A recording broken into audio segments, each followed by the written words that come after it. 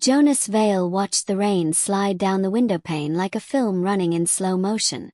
Beyond the glass, the city blurred into gray smears of light and movement, another dull evening folding into itself. The silence in his apartment was absolute, save for the rhythmic clicking of a malfunctioning wall clock that had long since given up keeping accurate time.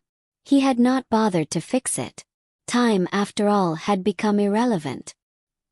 He sat in a leather armchair, shoulders hunched, holding the sealed envelope that had arrived that morning. The gold seal on the corner shimmered faintly. Chronocorp. The name alone carried the weight of finality. He turned the envelope over in his hand. Inside was confirmation. His application had been approved. He was going to the past. Jonas set the envelope down and stood, bones protesting. In the mirror above the fireplace, a gaunt man stared back. Early 50s. Gray spreading through dark hair. Hollow cheeks. The kind of face that knew regret intimately. He straightened his coat and crossed the room, his fingers brushing against a picture frame. He paused. The photograph showed 3 smiling faces. Himself, Lena, and little May. Taken at the seaside, wind tangling May's curls, Lena's eyes crinkled in laughter. He hadn't touched the frame in years. He picked it up, running a thumb over Lena's cheek. "Tomorrow," he murmured. "I'll see you tomorrow." At Chronocorp headquarters, the air smelled sterile, like a hospital attempting to mask its decay. The receptionist greeted him with a smile that didn't reach her eyes and handed him a consent form. "Please review and sign." Jonas skimmed the document. Legal jargon bled across the page, but he knew what it said. He'd read every line before applying. No interference. Observation only. Strict temporal boundaries. Return scheduled within 12 hours. Termination of session in cases of anomaly or breach. He signed.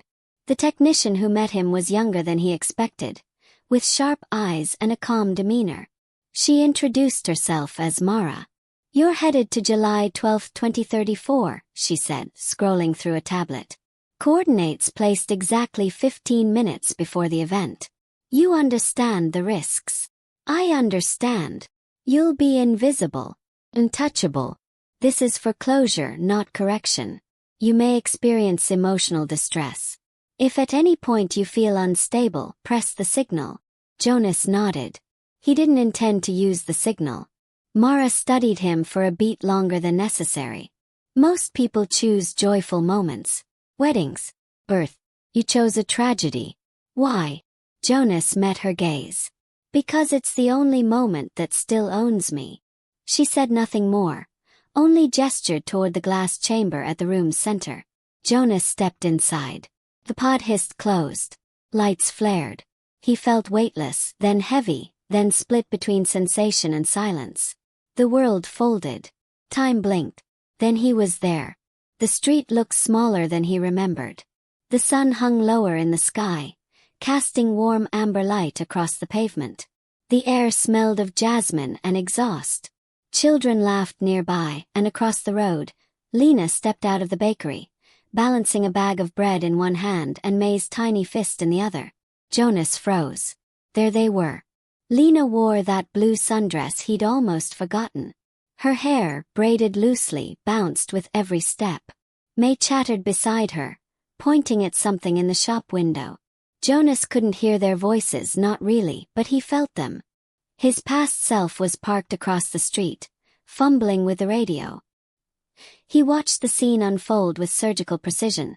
The car starting, Lena crossing, the flash of red from the oncoming van. He looked away. He couldn't stop it. He wasn't supposed to even try. That was the rule. But knowing it would happen, feeling it tick closer, was unbearable. He wandered a few steps back, his breath catching. A man brushed past him. Jonas blinked. He shouldn't have felt that. There should have been no contact.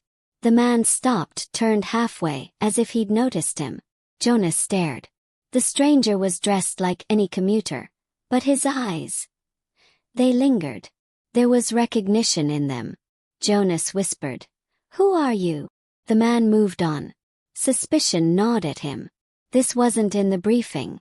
Anomalies weren't unheard of, but this felt deliberate.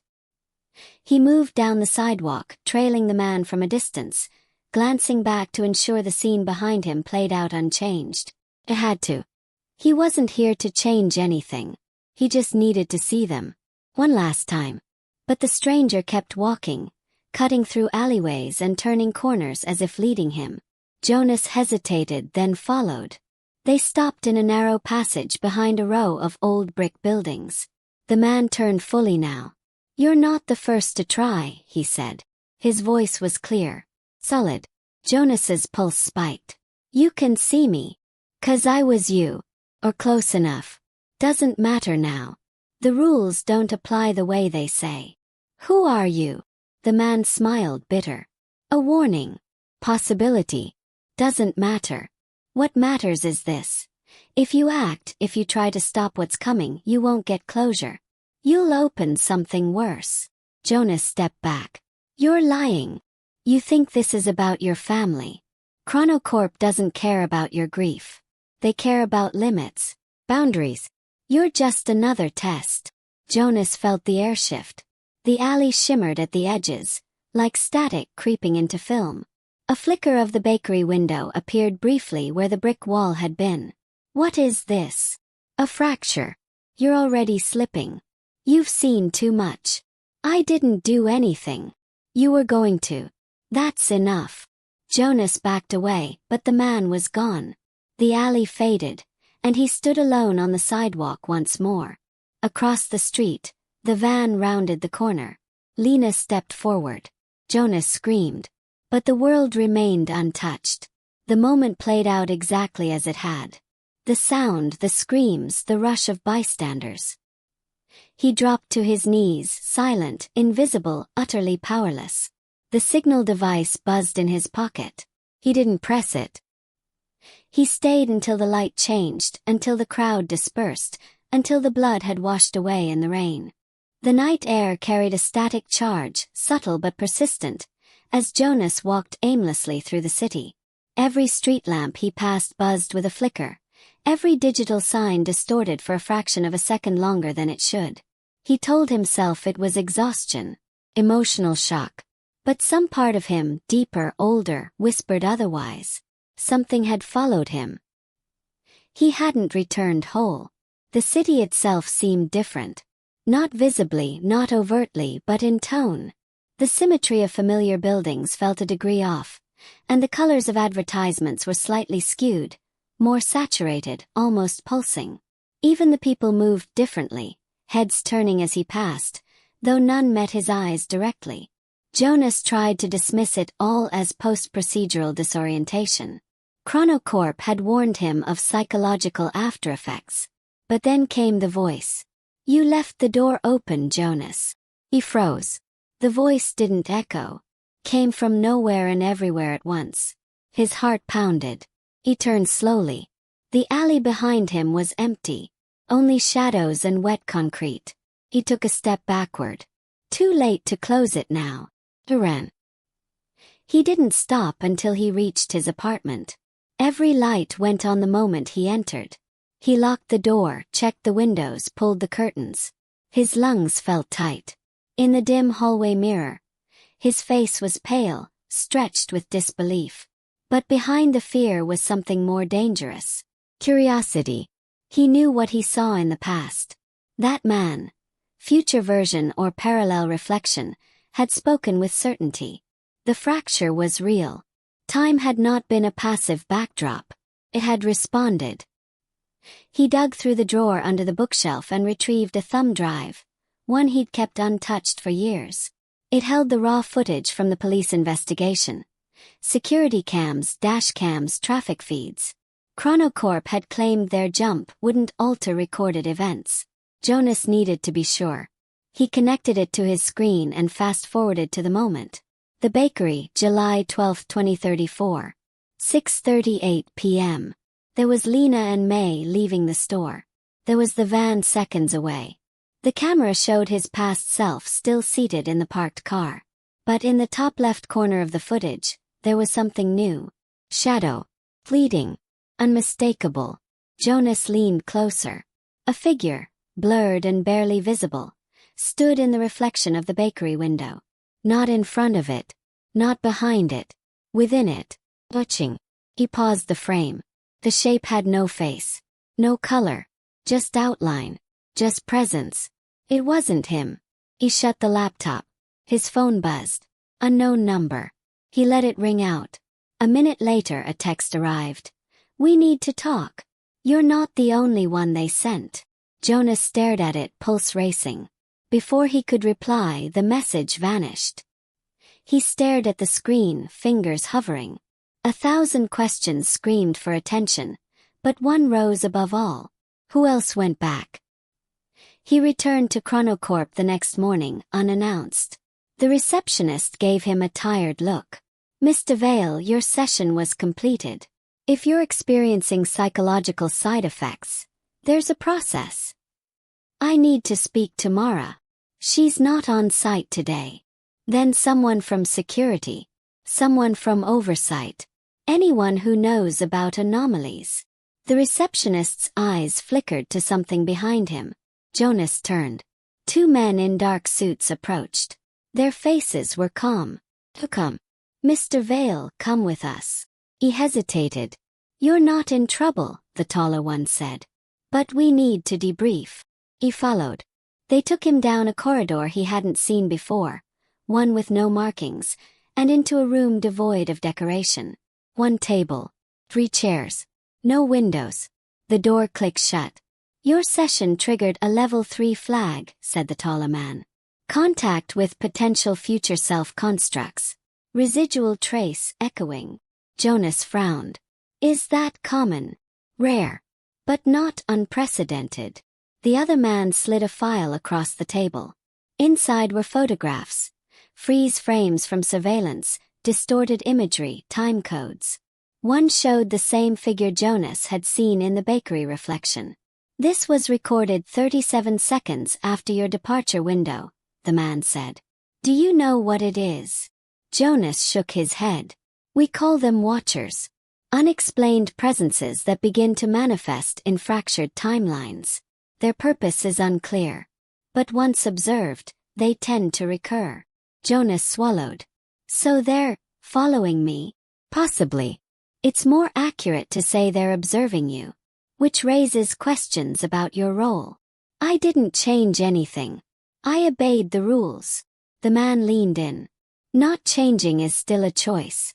Cause and effect may have adjusted to your presence. What happens now? We monitor you. You live your life. Report anything strange. We will be in contact." Jonas didn't believe a word of it. He returned home with the file. He studied every image, every timestamp. Each watcher appearance coincided with a key moment. His glance away from the accident, the stranger's warning, his scream. It was as if the act of witnessing had triggered something deeper in time's fabric. At midnight he took the old picture frame again. Lena and May. Smiling, unaware. It was more than memory now. It was a fulcrum. Then his lights flickered. The radio hissed, even though it hadn't been turned on. A single word crackled through static. "Jonas." He stood motionless. The television blinked on. Black screen. Then white letters. "Next time, don't look away." The mirror above Jonas's sink had started doing something it shouldn't. It wasn't the subtle warping of glass or a faulty reflection. It was time. His reflection sometimes moved a breath too soon, anticipating him, like a dress rehearsal performed before the cue. It happened first during a shave. The blade nicked his chin and half a second later, the reflection winced. Then came the whispers. They weren't voices. More like echoing thoughts that didn't originate from his own mind. Ideas half-formed, intruding on his internal monologue. He tried to dismiss them. He tried to work. He even showed up for meetings at the university, tried giving lectures on temporal ethics with a straight face. But his students looked at him differently now. Or maybe he only imagined that. One night, he was drawn back to the place it all started. Not the past, but the facility. Chronocorp's towering structure glowed a sterile blue against the dark sky. He stood across the street, watching shadows move behind reinforced glass. It looked less like a scientific complex now and more like a mausoleum for forgotten futures. He didn't know why he returned. Maybe part of him hoped for an answer. Or maybe he just wanted someone to admit it had all gone wrong. A woman stood beside him before he noticed her approach. "They lied to you too, didn't they?" She was younger than him, but her eyes held age. Her posture was tense, alert. She wore a hooded jacket and spoke in a low, clipped tone. Jonas said nothing. She nodded toward the building. "I went back last year. Different window, different continent. But the same result. Same silence. They monitor us, make us think it's under control. It's not." "What did you see?" he asked. "Versions of myself. Some lived better lives. Others worse. One looked at me with such hate I thought she'd leap through the glass to kill me. But it's not about what we saw, is it? It's about what saw us." He stared at her. "The Watchers. You saw them too." It wasn't a question. She handed him a device. Small, disc-shaped, humming faintly. "This tunes them out. For a while.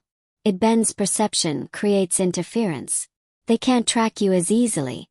But don't overuse it. The field can collapse." "Who are you?" "Someone who doesn't want to be next. Call me Elia." She stepped back into the darkness. "They're not just watching. They're counting." "Counting what?" "Doors. And how many we've opened." The next week, Jonas buried himself in research. Not official data, but leaked files, discarded theories, and whistleblower testimonies hidden deep in the dark web. He learned that Watchers had been seen as early as the first test jumps, obscure notes redacted or hidden in footnotes. Most had dismissed them as neurological side effects, but a few believed they were something else. Temporal antibodies. Responses by time itself to disruption. And now, more travelers were appearing. Unauthorized. Independent. Freelancers. Each one increasing the instability.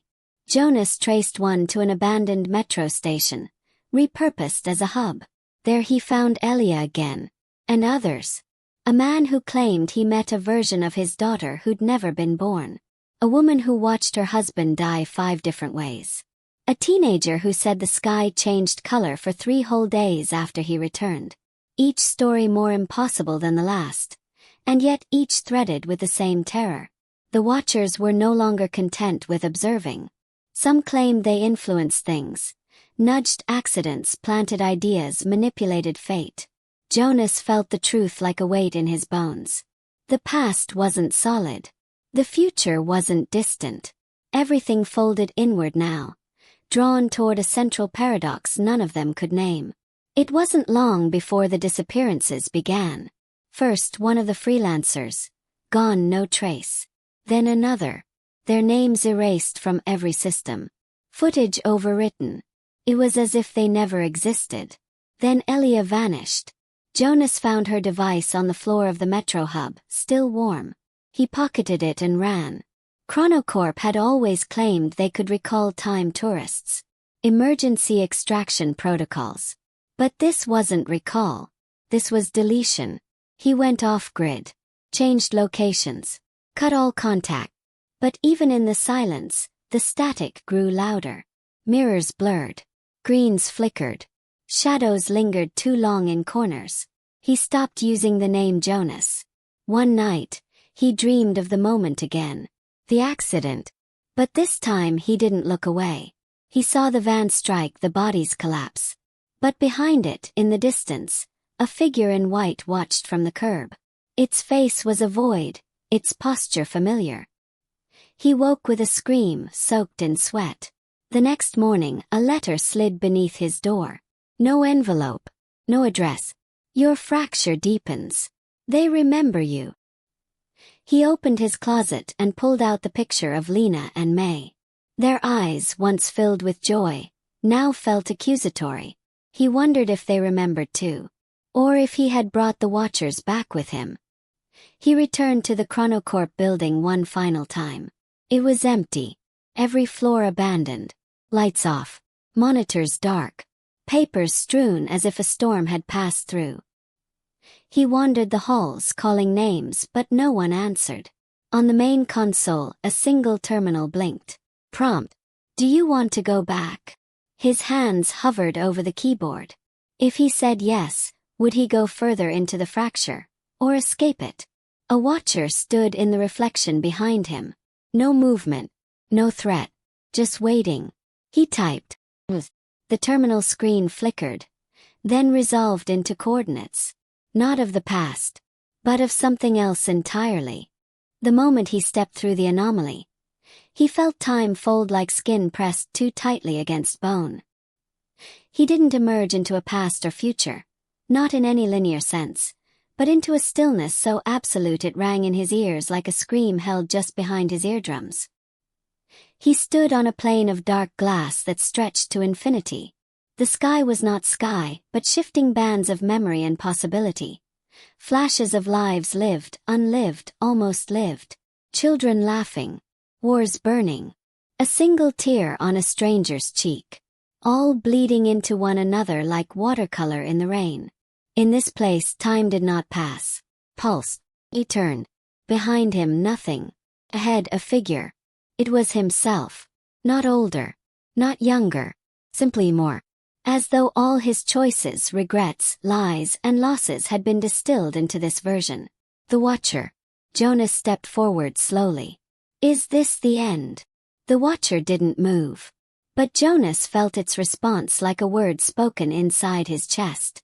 Well, this is the decision. What decision? Which version survives? The landscape around them shifted.